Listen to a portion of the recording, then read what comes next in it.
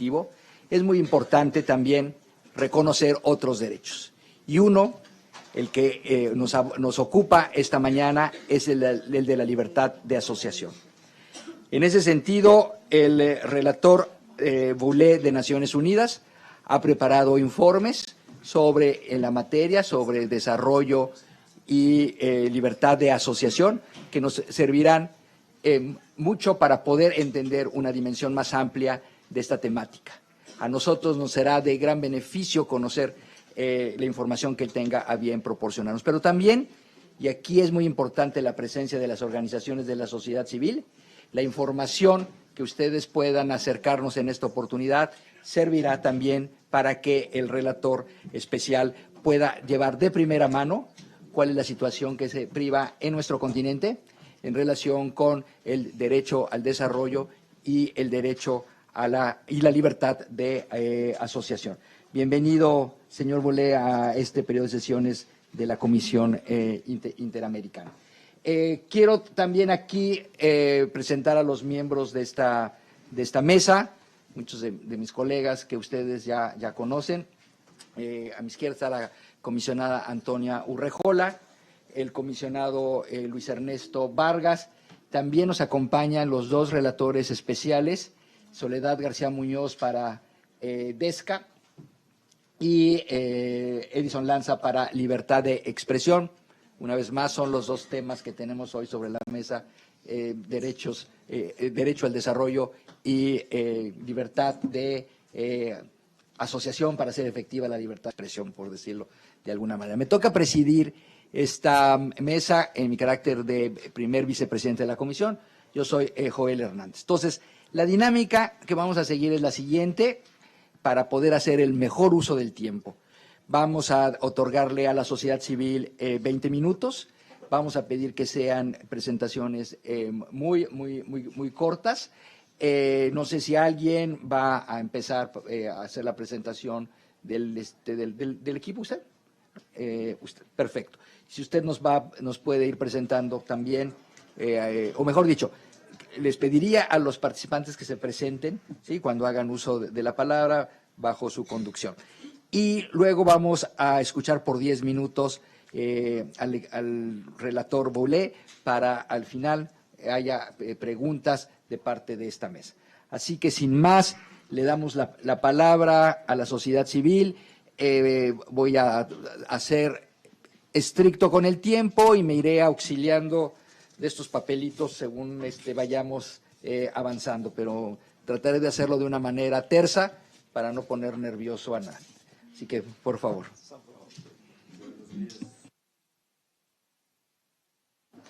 Gracias. Buenos días. Yo vengo en representación del Centro de Documentación e Información Bolivia y la Asamblea Permanente de Derechos Humanos de Bolivia con el objetivo de informar sobre las restricciones gubernamentales contra el derecho a la libertad de asociación civil en mi país, particularmente contra organizaciones de defensores de derechos humanos en un contexto dominado por el extractivismo. Entre 2012 y 2014 hemos registrado 35 hechos, siendo los más relevantes la expulsión de la ONG danesa IBIS, el intento de toma violenta de la Asamblea Permanente de Derechos Humanos de La Paz, la toma consumada de las sedes de dos de las organizaciones indígenas más importantes del país, como son la Confederación de Pueblos Indígenas de Bolivia, SIDOB, y el Consejo Nacional de Ayllus y Marcas del Collasuyo, CONAMAC, cuyas personerías jurídicas y bienes fueron transferidos a gente vinculada al gobierno y sus actividades interrumpidas. Entre 2015 y 2018 se registraron 37 hechos, mayormente relacionados con decretos supremos de profundización de actividades extractivas, como el 2298, que restringe la consulta previa para actividades hidrocarburíferas, y el 2366, que abre las áreas protegidas y territorios indígenas a este tipo de actividades. Entre las más graves están la represión violenta de la protesta de los indígenas de Tacobo Mora contra los decretos mencionados, las amenazas de expulsión de la ONG Cáritas de la Iglesia Católica del área protegida de Tariquía, el congelamiento arbitrario de cuentas bancarias del Centro de Documentación e Información Bolivia, CEDIB, organización a la que pertenezco, y el allanamiento violento de la Asamblea Permanente de Derechos Humanos de Bolivia y actos de intimidación contra su presidente y su personal.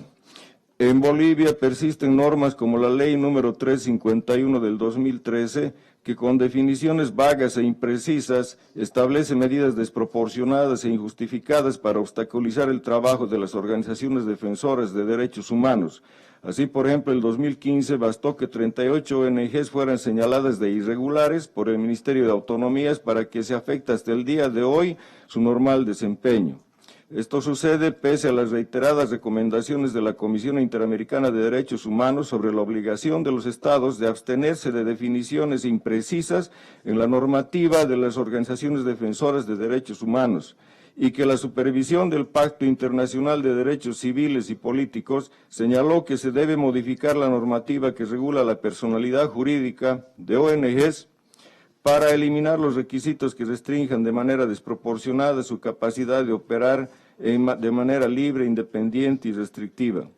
En conclusión, la mayoría de los ataques en Bolivia provienen de las más altas autoridades de gobierno, los cuales incluyen, entre otros, la descalificación pública de la imagen de las organizaciones defensoras, la represión administrativa que comprende la dilación de sus trámites legales, la deslegitimación que legitima e incentiva el ataque y amedrentamiento de parte de los otros actores de la sociedad civil, que es evidente que frente a estos abusos los órganos de control y fiscalización correspondientes no los investigan, específicamente que la Defensoría del Pueblo y el Poder Judicial, en vez de actuar con independencia y de acuerdo a sus deberes, respaldan las acciones del gobierno abiertamente. La utilización de definiciones imprecisas en las normas que regulan a las organizaciones de la sociedad civil lleva a su aplicación discrecional y ahonda el problema de la falta de garantías a la labor de las organizaciones defensoras. Gracias. Buenos días, Mary Laura Perdomo. Señores y señoras, la Central Unitaria de Trabajadores de Colombia, CUT, acude a esta comisión denunciando la violación al artículo 16 de la Convención en las Américas y especialmente por parte del Estado colombiano. La libre asociación es clave para el desarrollo democrático de un Estado, así como el apoyo a los derechos laborales es fundamental en la implementación de los objetivos de desarrollo sostenible. La sindicalización inferior al 4% de la población económicamente activa y una cobertura de la negociación colectiva menor al 2% en Colombia son un claro indicador de atraso democrático, y el gobierno Duque en su Plan Nacional de Desarrollo para 4 años no mencionó siquiera la libertad de asociación. La asociación sindical, negociación y huelga se enfrentan en el país con obstáculos legales y en la práctica. En la práctica, el ejercicio sindical se viola con formas abusivas de contratación y deslaboralización que desconocen el derecho al trabajo e impiden la asociación sindical. Desde 2017 a la fecha, nuestros sindicalistas han padecido más de 456 violaciones a la vida, libertad e integridad personal, de las cuales más de 300 han sido amenazas y cerca de 61 homicidios, constituyendo los sindicalistas una cuarta parte de los homicidios recientes sufridos por líderes y defensores de derechos humanos que aterran nuestro país y fueron objeto de reciente visita de la Comisión a nuestro país. En Colombia también se viola la libre asociación con la imposición de obstáculos normativos para su ejercicio, tales como la permisividad de figuras jurídicas que castigan la afiliación a un sindicato o le desnaturalizan, como son los llamados pactos colectivos o contratos sindicales.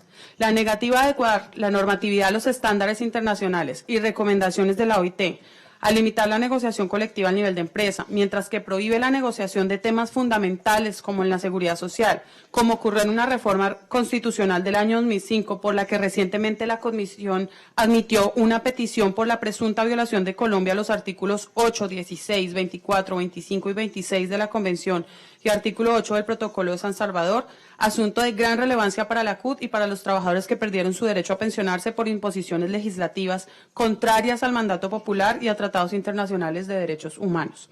El Estado omite su deber de promoción de la asociación y no garantiza su protección. Colombia mantiene una inspección del trabajo absolutamente insuficiente, un inspector por cada 25.000 trabajadores, inadecuada, que no sanciona la violación a la libertad de asociación, que obedece a fines politiqueros y donde las empresas que violan derechos laborales compran la inmunidad. Existe un tipo penal por violación a la asociación sindical que, pese a tener más de 2.500 denuncias, no ha concluido ninguna acusación y mucho menos condena de responsables, y una judicialización de casos de asesinatos a sindicalistas ocurridos en los últimos 8 años, con avances menores al 17% de los homicidios ocurridos en los últimos 30 años, una impunidad del 98%. La CUT celebra el esfuerzo de la Comisión por avanzar en el desarrollo de los derechos económicos, sociales y culturales en el marco de sus competencias, al tiempo que sugiere respetuosamente a la Comisión la realización de un informe sobre la violación al derecho de libre asociación sindical. Muchas gracias.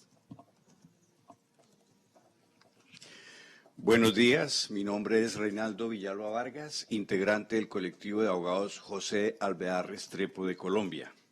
En esta intervención voy a hacer referencia a dos problemáticas relacionadas con el derecho de asociación, las limitaciones al ejercicio de la huelga y los obstáculos para la movilización social. Según la Escuela Nacional Sindical, cerca del 50% de las huelgas son declaradas ilegales por los tribunales laborales y persiste la prohibición de huelga en los servicios públicos, así estos no sean esenciales, en contravía de las decisiones de la OIT en esta materia. Así, mientras en 2015 se declararon 23 huelgas, el año pasado solo 2, lo cual refleja la falta de garantías para su declaratoria. Solicitamos a la Comisión llamar la atención de Colombia sobre el pleno respeto a la libertad sindical. Con relación al ejercicio de la protesta social, a partir de 2013 se advierte un incremento de la movilización como expresión social de inconformidad y de exigibilidad de derechos. En contraste, no cuenta con las garantías necesarias para su desarrollo. Las movilizaciones estudiantiles de maestros, de indígenas, desarrolladas durante 2018 y 2019 y de evidencia que persisten. 1. Expresiones gubernamentales que descalifican y estigmatizan las movilizaciones. 2. Una legislación que limita y criminaliza el ejercicio de la protesta social. Y 3. Prácticas policiales a través del Escuadrón Móvil Antidisturbios ESMAD, quien reprimen de manera violenta las expresiones de descontento social y que han dejado cientos de heridos. A pesar de que el año pasado el Gobierno Nacional concertó con redes de derechos humanos y movimientos sociales la resolución 1190 de 2018, por medio de la cual se adopta el protocolo para la coordinación de las acciones de respeto y garantía de la protesta pacífica, dicho protocolo no se ha implementado ni se ha convocado la mesa de seguimiento intersectorial que crea dicha normativa. De otro lado, en el acuerdo de paz igualmente se incluye el compromiso de dotar de garantías a la movilización y la protesta, teniendo como horizonte ampliar y cualificar la democracia, lo cual incluye la expedición de una normativa que proteja el ejercicio del derecho y la derogatoria de la legislación restrictiva. Desafortunadamente, no solo se presentó en el anterior gobierno la propuesta de legislación elaborada participativamente con organizaciones, sino que actualmente cursa en el Congreso de la República un proyecto que crea nuevos tipos penales relacionados con la protesta social y restringe su ejercicio. Solicitamos a la Comisión que reitere sus estándares de limitaciones al uso de la fuerza policial en manifestaciones sociales y llame al Estado colombiano a dotar de plenas garantías el ejercicio de la protesta social. Le inste a convocar la mesa de seguimiento creada durante el gobierno anterior y señale la inconvencionalidad del proyecto de ley que está en curso en el Congreso. Muchas gracias. Buenos días, mi nombre es Jorge Acosta, soy representante del sindicato. Soy representante del Sindicato de Trabajadores Bananeros de Ecuador, ASTAC. Somos el primer país productor exportador de banano en el mundo. Es la segunda actividad económica más importante del país. En las plantaciones laboran más de 200.000 trabajadores en situación precaria. En el 2010, la relatora especial de Naciones Unidas sobre formas contemporáneas de esclavitud informó que en las plantaciones bananeras de Ecuador existe una forma análoga a la esclavitud moderna. En el 2012, la Defensoría del Pueblo expidió una resolución reconociendo violación de derechos humanos en las plantaciones bananeras. Los trabajadores no tienen salario básico, el 50% de los trabajadores no están afiliados a la Seguridad Social, en las grandes empresas laboran entre 12 y 14 horas diarias y no reciben horas extras ni horas suplementarias. Se los afecta a su salud cuando fumigan las plantaciones con plaguicidas mientras están trabajando y hasta cuando están almorzando. Las mujeres ganan menos aunque trabajan el mismo tiempo que los hombres. Las empresas crean sindicatos patronales. Los trabajadores son perseguidos y puestos en listas negras cuando reclaman por sus derechos o deciden organizarse. Yo mismo sufrí una amenaza de muerte y ahora se me ha denunciado ante la Fiscalía del Ecuador por causar pánico económico al denunciar la violación de los derechos de las y los trabajadores bananeros. El Estado ecuatoriano conoce de estas novedades y no atiende nuestro pedido. ASTAC mismo somos un sindicato no registrado por el gobierno, a pesar que la OIT en marzo del 2017 le pidió que nos registre como sindicato. La Defensoría del Pueblo, en seguimiento a la resolución del 2012, el 12 de abril del 2019 presentó un informe de verificación de violación de derechos humanos en las provincias bananeras del Ecuador. Nuestros pedidos, señores comisionados. Primero, que se nos conceda una audiencia temática con la participación del Estado ecuatoriano. La Comisión pida al Gobierno de Ecuador que tome las medidas necesarias para asegurar que su legislación cumpla con los principios de libertad sindical, que se respete o se tome en consideración el informe preliminar de la OIT, que la Comisión pida se restablezca el salario básico y los derechos que se deriven de este para los trabajadores de las grandes empresas bananeras. Pedimos a la Comisión que, aprovechando que el último periodo de sesiones del presente año se realizará en Ecuador, se exhorte al Gobierno de Ecuador para que la Comisión realice una visita al país. Muchas gracias. Quisiera entregarle de forma documentada el informe de la Defensoría del Pueblo.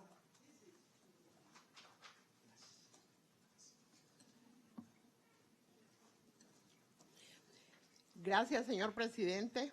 Honorables comisionados, miembros que integran la mesa, señor relator de Naciones Unidas para la Libertad de Expresión. Hablo en nombre del Centro Nicaragüense de Derechos Humanos.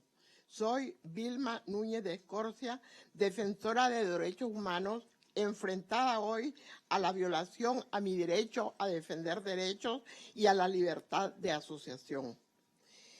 30 años de trabajo del CENID fueron prácticamente eliminados el 12 de diciembre de 2018, cuando la Asamblea Nacional, controlada por la pareja Ortega Murillo, anuló nuestra personería jurídica. Además, la noche del 13 de diciembre, el Ministerio de Gobernación allanó por el techo nuestras oficinas en Managua, introduciendo 60 policías que amarraron de pies y manos a nuestro vigilante José Morales, golpeándole y obligaron a permanecer bajo un escritorio durante 4 horas. Destruyeron y se robaron todo, hasta los objetos personales de todos los trabajadores del CENID. También las oficinas en Huigalpa fueron allanadas ilegalmente y el 14 de diciembre, en una concertación delictiva de las diferentes instituciones del Estado, congelaron nuestras cuentas bancarias de la institución. Junto al CENID, estas medidas han sido también impulsadas en contra de 8 organizaciones no gubernamentales de la sociedad civil nicaragüense que con diferentes contenidos de trabajo apoyaban al pueblo nicaragüense en la defensa de sus derechos.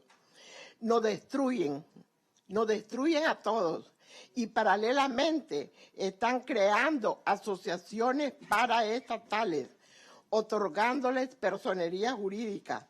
La más preocupante es la llamada recientemente Defensores de la Patria, lo cual fue publicado el pasado 24 de abril del presente año y está integrada por desmovilizados del Ejército Popular Sandinista, del Ministerio del Interior y de miembros de la antigua Seguridad del Estado. Prácticamente es la legalización del paramilitarismo en nuestro país. Esto lo denuncio de manera muy preocupante. Con los miembros de la Asamblea General del CENID estamos usando diferentes recursos para ver, a pesar de que no hay independencia del Poder Judicial, si se logra recuperar la personalidad jurídica. Pero los daños causados ya están repercutiendo directamente en los miles de personas que confían en el CENID y ahora no los podemos atender como antes. La represión repercute en el desarrollo de nuestro país en todos los órdenes, puesto que el desarrollo requiere de un diálogo básico entre el gobierno y la sociedad civil, de una fluida cooperación entre gobernantes y gobernados. Y el CENIR, como las otras organizaciones, eran una expresión legítima de participación ciudadana para la defensa y promoción de los derechos humanos. ¿Cómo se puede pensar en el rendimiento académico de estudiantes o el rendimiento laboral de trabajadores inestables, amenazados en su puesto de trabajo? ¿Qué desarrollo se puede esperar si se priva de todo bienestar económico a una población cada vez más asediada militar y económicamente por el desempleo, las cargas tributarias, el encarecimiento de la canasta básica que limita el derecho a la alimentación? ¿Dónde denunciar? ¿Ante quién recurrir? Las puertas del CENIR ya no se abren. Están tomadas por la policía y personas encapuchadas. Hoy más que nunca, honorable comisión, es más urgente su presencia física en nuestro país. La gente lo está demandando. Necesitamos de ustedes. No le podemos pedir más de lo que han hecho, pero los necesitamos definitivamente. Porque en estas condiciones difíciles la gente sigue resistiendo y nosotros seguiremos defendiendo sus derechos. ¿Hasta cuándo? Para mientras, el desgaste emocional y nuestras capacidades reducidas por el daño que se ha ocasionado, el país retrocede. La realización de los derechos económicos y sociales se aleja y con ello el derecho al desarrollo de nuestro país. Como peticiones, le pedimos a esta honorable comisión que incluyan y valoren con precisión la gravedad de esta específica situación en la ya represión general que hay en nuestro país y lo incluyan en el informe de esta audiencia. Segundo, que se dirija al Estado de Nicaragua en conjunto con los órganos pertinentes de Naciones Unidas y específicamente con el relator especial sobre el derecho a la libertad de reunión pacífica y de asociación, demandando el respeto a nuestro derecho de libertad de asociación, de nuestro derecho a defender colectivamente derechos, como lo dice la Declaración de Defensores de Naciones Unidas, y por consiguiente el restablecimiento inmediato de la personería jurídica del CENIR y de las 8 organizaciones despojadas de la misma, así como la devolución de todos los bienes y activos que ilegalmente sustrajeron y de los cuales se han apropiado. Muchas gracias. Your Excellencies, my name is Ligia Manso. Excelencia, me llamo Olivia Manso, soy abogada de del Grupo Creol. Estoy aquí presentando estas palabras en el nombre de la Sociedad Trinity, que es una organización de Brasil. Yo agradezco a la Comisión Interamericana de Derechos Humanos por esta oportunidad y también por preparar esta audiencia ex oficio para puntos que afectan a tantos en la región. La sociedad civil de Brasil ha estado trabajando en base cotidiana sobre un número de restricciones que se imponen para su participación. Esas restricciones van desde las propuestas legislativas de criminalización, la extinción y la intención de cualquier organización laboral y también el uso excesivo de la fuerza durante las protestas. Estas restricciones serán exacerbadas y afectan las violaciones de derechos humanos, las protestas, por lo asunto de la creación de la asociación que son reprimidas. Las medidas provisional 8780 del año pasado, que implica la supervisión, coordinación y monitoreo para guiar las actividades, acciones de organizaciones internacionales y organizaciones no gubernamentales en territorios nacionales como Brasil por parte del secretariado y el gobierno. Nuestro entendimiento es que esta disposición viola la Constitución brasileña, que en el artículo 5 confiere libertad para la organización para actuar en representación de las causas y los intereses. Una enmienda a esta disposición se ha aprobado por parte de la relatoría. Y en 2016, la nueva ley fue aprobada en Brasil. Desde entonces se han pasado diferentes decretos de ley que han sido presentadas en el Senado brasileño, llamando a un aumento y una conducción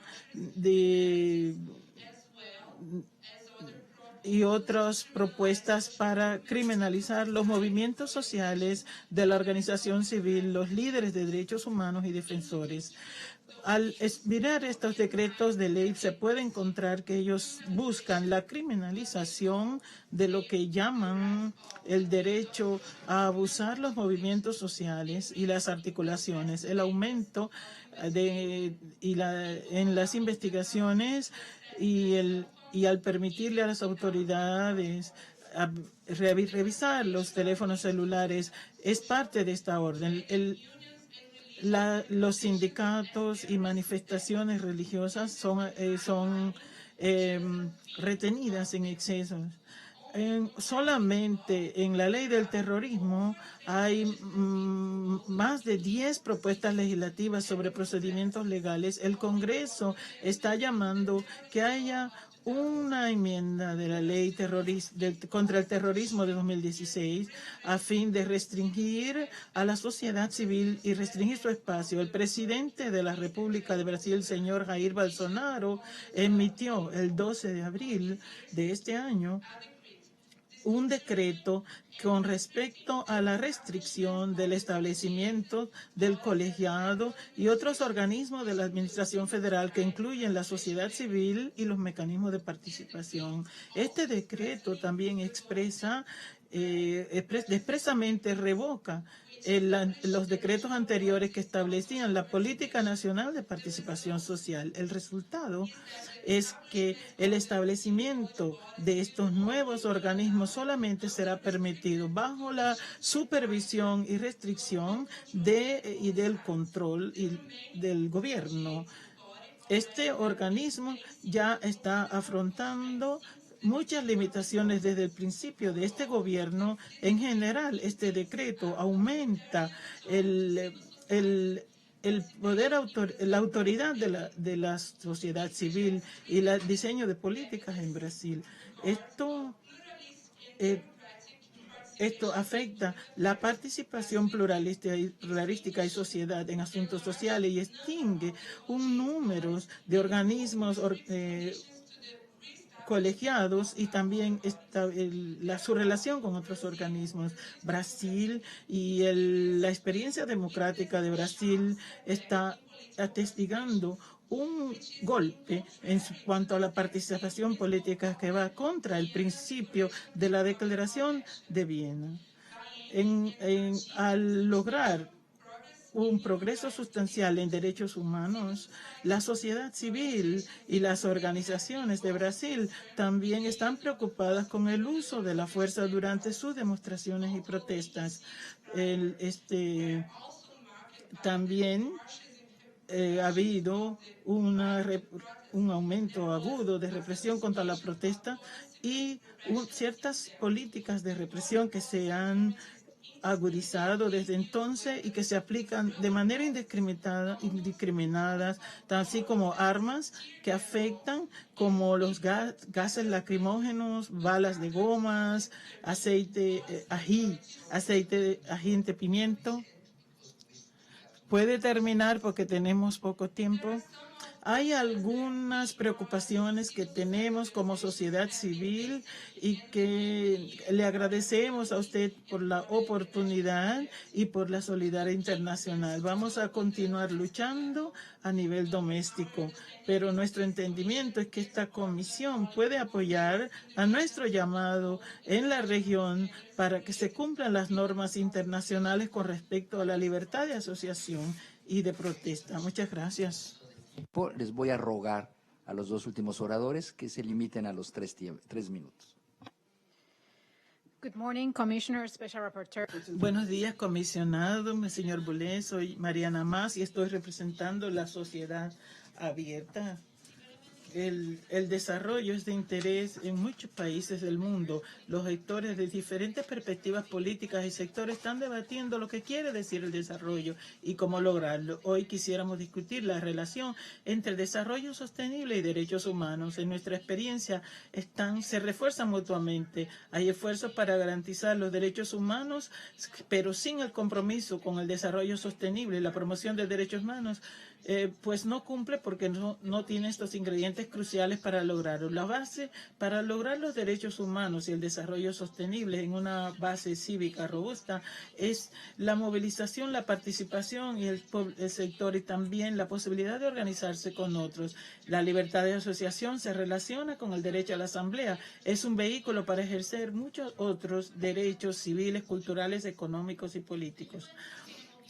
Las metas de desarrollo sostenible de las Naciones Unidas, aprobada en 2015 por la Asamblea General, es un marco que implica la Asociación para el Desarrollo Sostenible. Las metas de desarrollo implican el desarrollo sostenible a través de la organización de la gente, asegurándose que no se quede nadie detrás. El 16.10 en particular llama por la protección de libertades principales, incluyendo la libertad de asociación, asamblea e información como parte del desarrollo sostenible. La amenaza actual contra el espacio cívico logrado incluye algunos aspectos, como por ejemplo el marco legal para evitar la asociación por medio de regulaciones contra los grupos que se organizan y también el acceso a recursos para la sociedad, organizaciones de sociedad civil y también la creación de barreras y el uso de definiciones de terrorismo o lavado de activos que son tan amplios que podrían usarse para penalizar actividades que son legítimas. El uso abusivo de la fuerza durante protesta y la falta de regulación y rendición de cuentas. La falta de consulta informada para asuntos que afectan a las comunidades, a los trabajadores y las condiciones ambientales. El aumento y la criminalización de los defensores de derechos humanos y los movimientos en general, la discriminación en las garantías de libertad de asociación como obstáculos que no se aplican a los sectores privados ni a otras organizaciones. También la falta de monitoreo y de rendición de cuentas para actores no estatales. Los gobiernos deben crear, proteger e implementar un marco legal que lleve a la transparencia y la defensa de derechos humanos y que promueva condiciones para las inversiones. Las empresas deben tener en cuenta que la protección de derechos humanos, especialmente la libertad de asociación y asamblea, ayuda a crear condiciones de desarrollo sostenibles. A la luz de esto, recomendamos a la Comisión preparar un reporte temático sobre derechos humanos, desarrollo y libertad de asociación en las Américas, contribuir a la Agenda de Desarrollo de las Naciones Unidas, especialmente el 16.10, y considerar la presentación de un informe regional al foro de alto nivel político, presentando las áreas de preocupación y también buscar formas para profundizar el trabajo sobre la libertad de asociación y también demandar el cumplimiento de los principios existentes y los relatores existentes. De Derechos Humanos de Luz. Desde la Red Latinoamericana de Universitarios por la Libertad Académica denunciamos prácticas contra el derecho a la asociación de los universitarios. Hoy emitimos un comunicado alertando sobre la criminalización de la protesta y la discriminación contra universitarios en la región. Resultan alarmantes las cifras en Venezuela, Nicaragua, Bolivia, incluso en Colombia. Entre el 2017 y 2019, al menos 450 estudiantes universitarios han sido detenidos arbitrariamente durante las protestas más de 100 universitarios expulsados, más de 30 estudiantes asesinados y muchos otros sometidos a torturas, tratos crueles, inhumanos y degradantes por ejercer su rol de pensador crítico. Recientemente, dirigentes estudiantiles y profesores denunciaron ser víctimas de retaliación, persecución o temer por su vida por liderar movimientos universitarios o promover el debate. A solos días de la audiencia del 15 de febrero sobre libertad académica ante esta ilustre comisión, se han generado múltiples represalias contra la protesta universitaria. Leobardo Serpa, profesor de la UNEI en Venezuela, fue suspendido el 23 de febrero por manifestar contra el gobierno. Líderes estudiantiles de la Universidad San Francisco Javier en Sucre, Bolivia, han sido reprimidos y detenidos arbitrariamente. El pasado 13 de marzo fueron brutalmente golpeados por grupos de civiles presuntamente vinculados al gobierno nacional. La Universidad Mayor de San Andrés de la Paz sigue recibiendo retaliaciones. El 19 de abril, en Nicaragua, una manifestación con amplia participación de universitarios tuvo que resguardarse por varias horas en la Catedral de Managua, producto de la represión. Pero hay otras formas más sofisticadas de violación a la libertad de asociación de los universitarios. En Venezuela, desde el 2010, el Poder Judicial ha prohibido elecciones estudiantiles y rectorales, impidiendo la renovación de las autoridades de más de 9 universidades públicas. Al estudiante Marlon Díaz, la sala electoral del TSJ, le desconoció hace 5 meses como presidente de la FCU en la UC. El Estado ha creado figuras asociativas paralelas afines al gobierno nacional para validar procesos de contrataciones colectivas en los que se ha excluido a las asociaciones o sindicatos legítimos. La FAPUB fue excluida de la discusión de la primera, segunda y tercera convención colectiva del sector universitario para privilegiar a la FTUF de marcada relación pro-gobierno. Ante este escenario, ¿cómo decidir asociarse en gremios universitarios, en centros de movimientos estudiantiles, sabiendo que podrá ser objeto de retaliaciones? Es necesario entender la criminalización de la protesta y la discriminación como acciones que no solo violentan la integridad física, la vida o la libertad personal, son prácticas que tienen un efecto inhibidor sobre el derecho de los universitarios de asociarse, de cuestionar las realidades sociales, de producir debates críticos o hallazgos científicos molestos para algunos gobiernos. Para concluir, ratifico la necesidad de interamericanizar los estándares en favor de la libertad académica como derecho humano esencial para la democracia y el ejercicio de otros derechos vinculados a entornos universitarios a través de una resolución de la CIDH en la materia. Solicito a la CIDH siga poniendo la lupa ante la erosión del derecho a la asociación y libertad académica de los universitarios en la región, reconociendo que sin universidad no hay democracia. Una universidad inhibida de generar pensamiento crítico equivale a una sociedad con una democracia frágil, un desarrollo gravemente trastocado. Muchas gracias. Gracias a usted y agradezco la comprensión por ajustarse al tiempo que tenemos. Le quiero dar la palabra al relator especial, a Clemente Boulet, hasta por 10 minutos. Relator, por favor.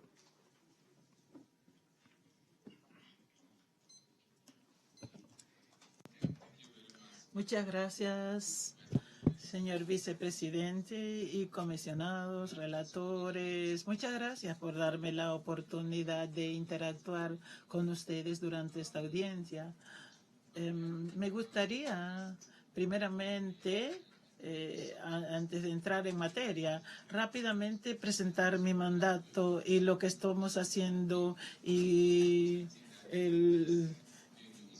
porque es importante crear este tipo de colaboración y también que puede contribuir también a salvar algunas de estas barreras y desafíos en que ustedes están afrontando. Primeramente, quiero decir que mi mandato, que es Libertad de Asociación y Asamblea Pacífica, fue creada en 2010 por el Consejo de Naciones Unidas en respuesta de las restricciones que se estaban viendo alrededor del mundo en términos de estos derechos. Y como saben todos, los derechos internacionales quedan claros en el artículo 21 y 22, y la libertad de asociación y asamblea pacífica son importantes para cualquier democracia.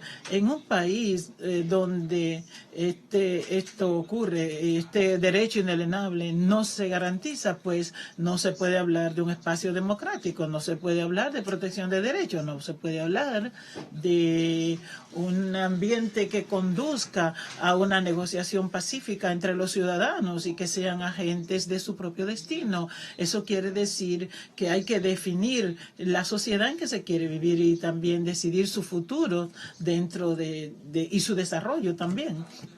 Uno de los mandatos que el Consejo de Derechos Humanos me ha dado en esta resolución es que primero estudiar el contexto, qué es lo que ocurre, qué cosa es el derecho de asociación, qué está ocurriendo, cómo están limitados, cómo son restringidos estos derechos en los países, pero también conectarme, discutir con los interesados para ver cómo se pueden beneficiar de las normas existentes a nivel nacional. La resolución me pide también ver cómo se pueden visitar los sistemas, ver cómo las agencias de Naciones Unidas pueden ayudar y promover el disfrute de esos derechos, porque recuerden que sin la garantía de estos derechos no podemos hablar de democracia, no podemos vivir en una sociedad donde cada ser humano no es considerado como un ser humano, no puede ser.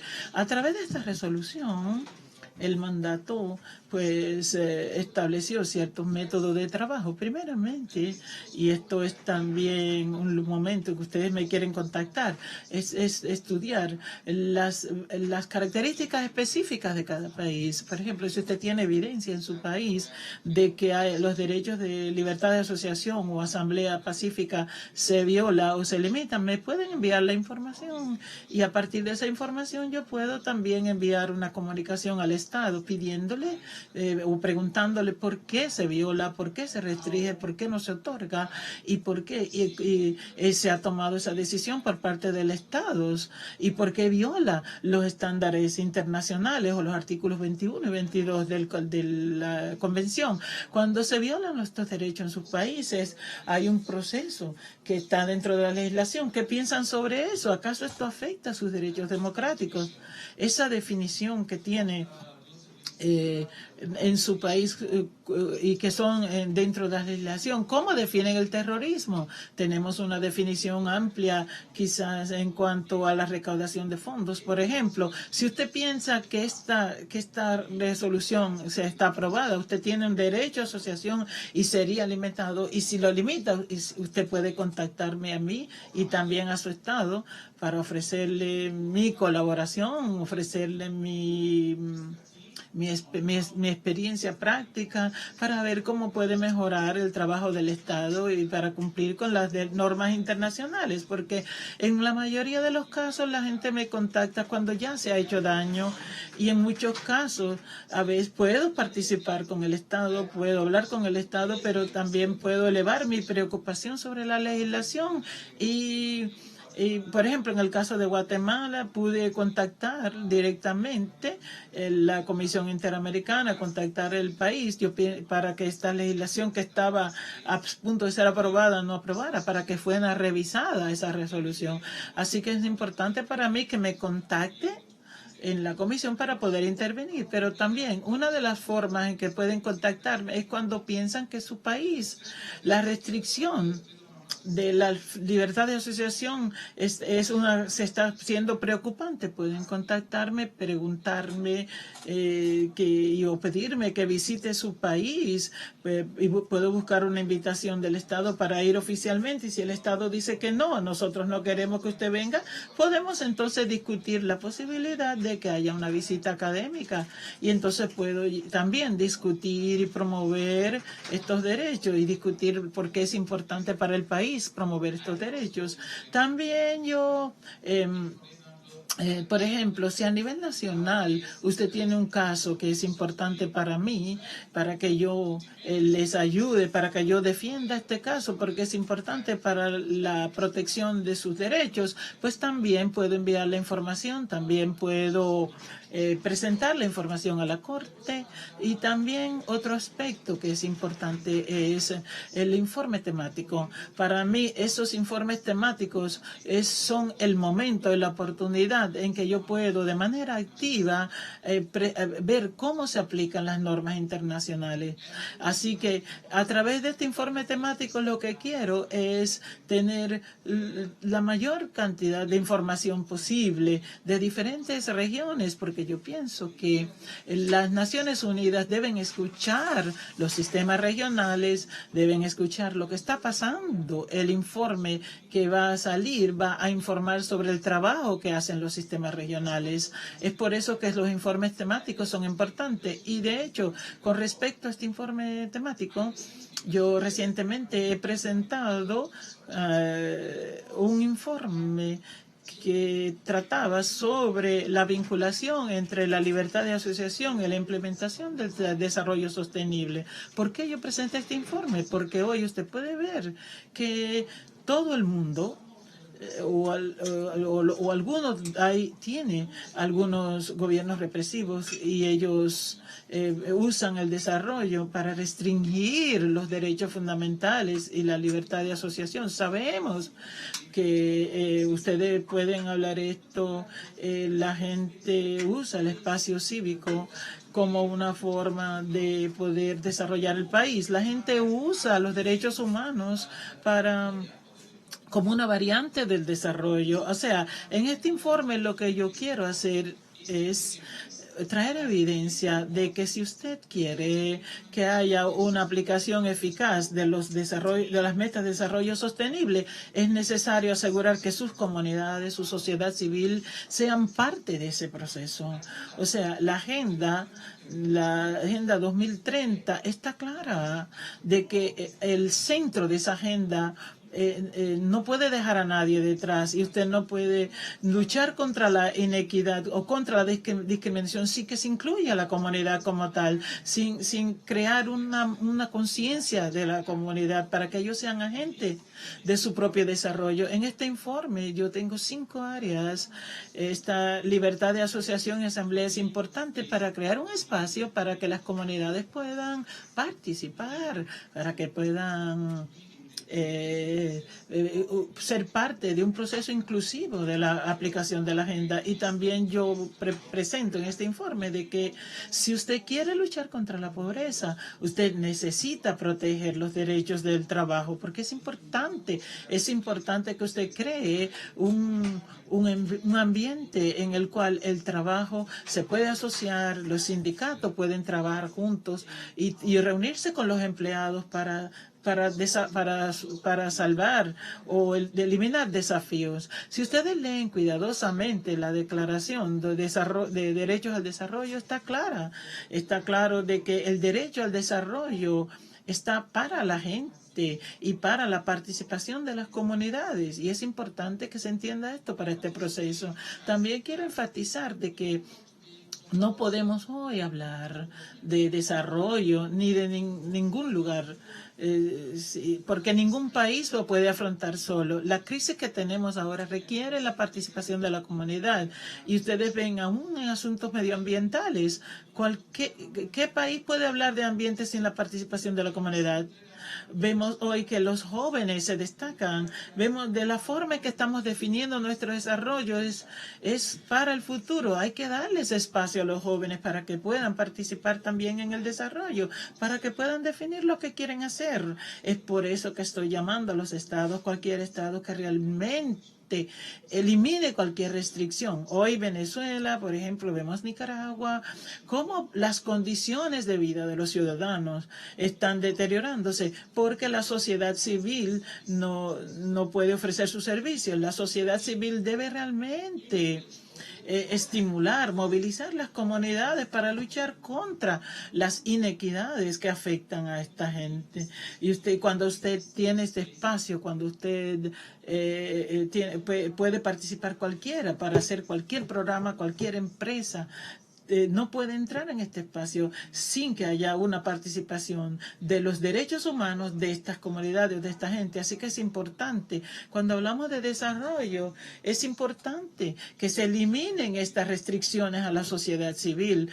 Cuando hay una restricción, por ejemplo, de financiamiento, esto afecta a la sociedad y es la comunidad la que se afecta sobre esta restricción. Así que es importante que hoy defendamos el desarrollo, de modo que la participación de la comunidad, la participación de la sociedad civil sean cruciales, en un modo que el desarrollo sostenible no sea logrado si no somos capaces de trabajar y luchar juntos y que el Estado comprenda la importancia de un espacio para la participación, para la inclusión de la comunidad, para que la comunidad pueda luchar contra la pobreza.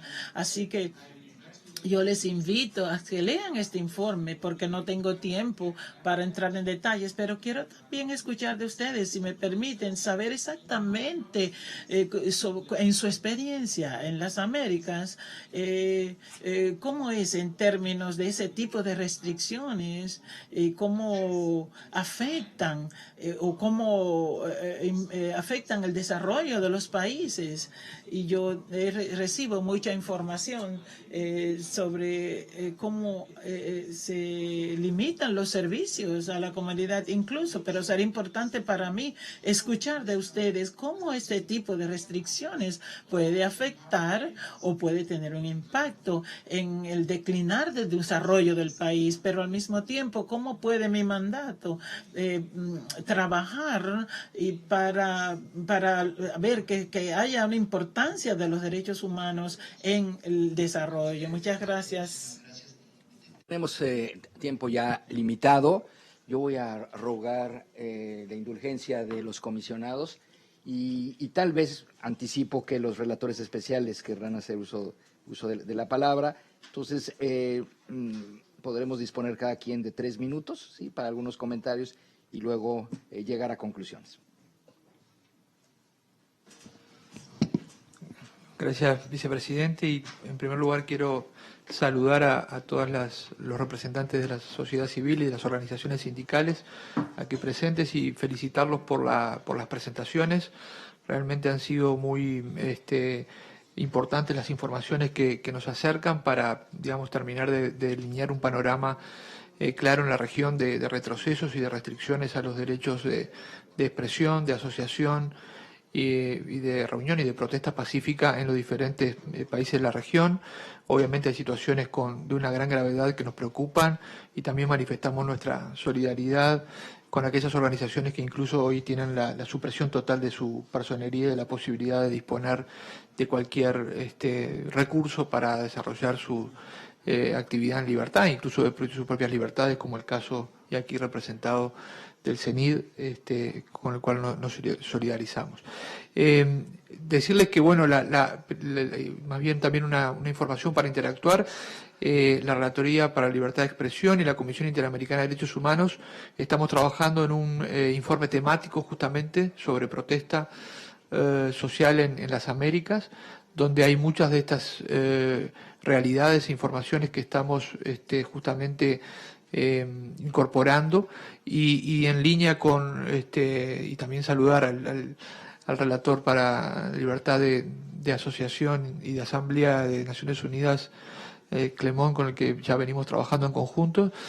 Y la idea es justamente desarrollar estándares claros sobre respecto a la interacción y a la conexión de libertad de expresión, derecho de reunión, derecho de manifestación pacífica y el desarrollo de la democracia en definitiva y el desarrollo económico, social y cultural de los países. ¿Y cuáles son estas formas de protesta y cuáles son el contenido y alcance de estas formas? Y también aquellos límites admisibles y bajo qué requisitos se deben aceptar estos o se deben ejercer estas eventuales limitaciones por parte de los estados. Y mucho tiene que ver con esto, con las restricciones que hay en el espacio público y que hoy encontramos en diferentes países, con las legislaciones ambiguas que se pasan en nombre de la seguridad nacional, del terrorismo y de otros intereses, pero con el objetivo, digamos, posterior de utilizarlo como un elemento de represión, con las dificultades administrativas para funcionar, con la regulación de la protesta también en cuanto a autorizaciones previas que son inconducentes o incompatibles con los estándares internacionales, obviamente los temas de uso excesivo de la fuerza y algunos temas nuevos como la vigilancia digital de las protestas y algunos principios sobre transparencia y accountability en materia de la respuesta del Estado, que estamos trabajando junto a Open Society y que creemos que van a ser pioneros en el sentido de que, digamos, esta relación, que muchas veces y que debería ser de diálogo, cuando se transforma en conflicto, que la democracia también incluye la gestión del conflicto, digamos, haya una rendición de cuenta y una transparencia respecto a cómo actúa el Estado en cuanto a estos derechos. Así que, en mérito a la brevedad, quisiera pedirles que nos acerquen por escrito estas informaciones que nos han dado y cualquier idea adicional para la construcción de estos estándares, así como también decirles que en el sistema de peticiones y casos tenemos una preocupación especial por avanzar con este tipo, digamos, de violaciones, tanto en las decisiones que tome la Comisión como eventualmente la Corte Interamericana, y comenzar también a construir una jurisprudencia que nos ayude a vencer ese pasado autoritario y presente muchas veces que vuelve en muchos de nuestros países como una forma de gestionar, digamos, el desarrollo y el diálogo con la sociedad civil y con los actores sociales. Sí, gracias. Hola a todos y a todas. Junto con saludar a la mesa y muy especialmente al colega relator especial de Naciones Unidas, me sumo al agradecimiento y reconocimiento por las valiosísimas informaciones que ponen sobre la mesa, como también sobre la importancia de esta audiencia que nos convoca a afirmar, sin duda, la indivisibilidad e interdependencia de los derechos humanos que allá por viene al 93 y antes en 1948 la comunidad internacional parecía tener tan claros y hoy parece estar tan en discusión. En ese sentido, pues valorar muchísimo los comentarios del relator Clement y su enfoque de indivisibilidad, que me parece obvio, como también el progreso que la Comisión Interamericana y también la Corte Interamericana está teniendo en materia de afrontar su agenda de promoción y protección de derechos humanos tan desafiante en esta región, que es la más desigual del planeta y así es reconocida desde una perspectiva de indivisibilidad de los derechos humanos. Y quiero traer muy al centro de la discusión de la audiencia esta característica de los derechos humanos que ustedes en sus intervenciones han dejado tan claro.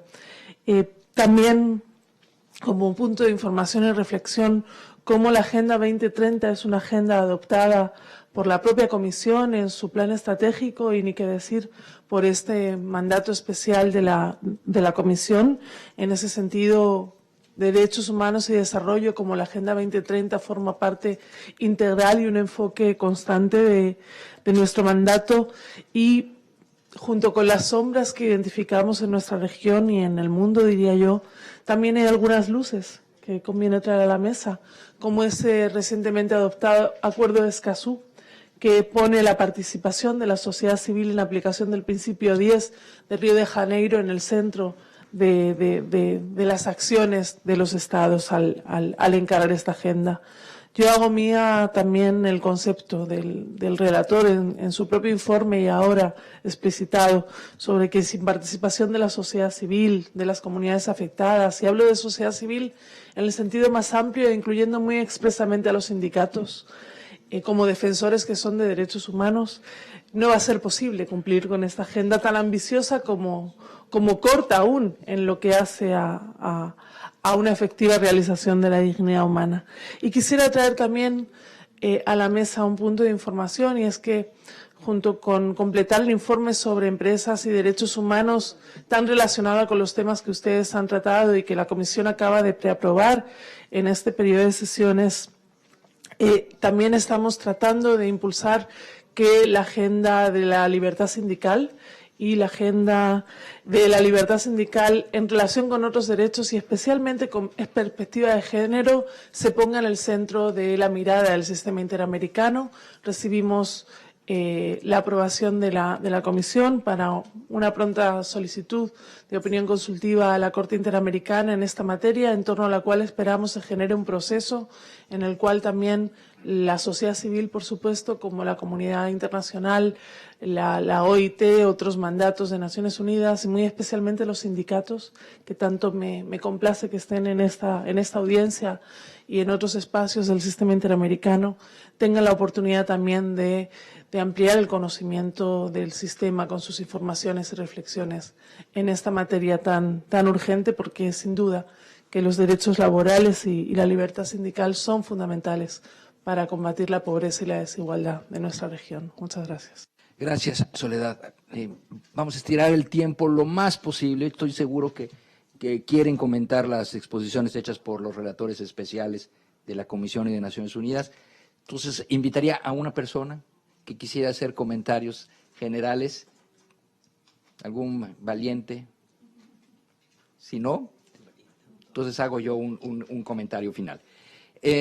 Bueno, obviamente agradecer las exposiciones aquí ya hechas y resaltar que la presencia aquí del relator especial Boulé en nuestro periodo de sesiones forma parte de una actividad muy concreta de la hoja de ruta que hemos acordado entre la Comisión Interamericana de Derechos Humanos y los procedimientos especiales de Naciones Unidas. Este es un esfuerzo que ha sido posible gracias al liderazgo de dos personas, el secretario ejecutivo Pablo Abrao, que ha impulsado mucho esta cooperación Naciones Unidas, CIDH, y también aquí reconocer a Federica Donati, funcionaria de la Secretaría de Procedimientos Especiales de Naciones Unidas, que está presente y que es nuestra aliada para poder conectar los dos sistemas. Creo que esta ha sido una magnífica oportunidad para dos cosas. Primero, para que ustedes, defensoras y defensores de derechos humanos, conozcan de cerca el trabajo que viene realizando el señor Boulé en defensa de la libertad de asociación y de manifestación.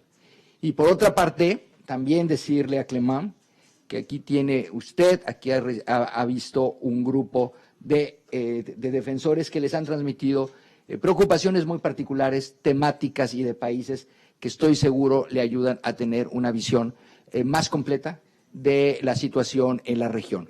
El tiempo siempre es limitado, quisiéramos tener más para desarrollar nuestras ideas, pero tenemos también la oportunidad de tener aquí al señor Clemán. Yo estoy seguro que estará disponible en los pasillos después de esta reunión para que pueda conversar con ustedes, con las personas que quisieran transmitirle una preocupación especial. Estamos entonces así cerrando la pinza entre el sistema universal y el sistema interamericano para la protección de la libertad de asociación. Muchísimas gracias. Un último agradecimiento, siempre reconocer a la University of West Indies por acogernos en este periodo de sesiones. Que tengan buena tarde.